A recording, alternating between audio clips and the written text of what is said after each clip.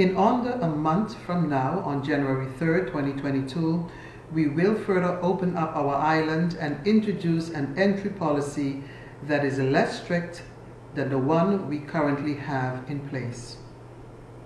It is a move that presents great opportunities, but also one that comes with some risk.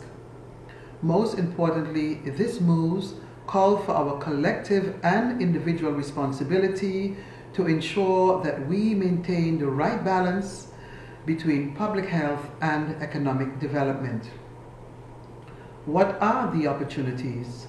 The most obvious is the impact on our economy. With the Dutch ministries ending the support packages to local businesses at the beginning of October, it is our duty to provide avenues for these businesses to revive and rejuvenate.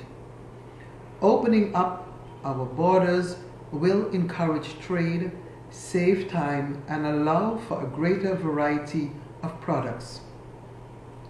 It also removes the barriers to a return to tourism activity, a sector on which so many stations depend.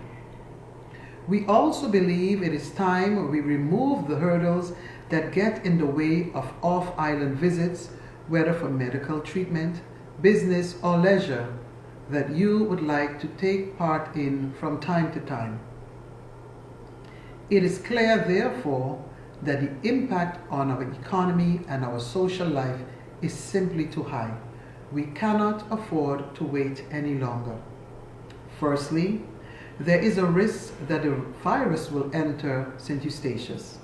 Consequently, there is also a risk that some stations might get severely ill if they contract COVID.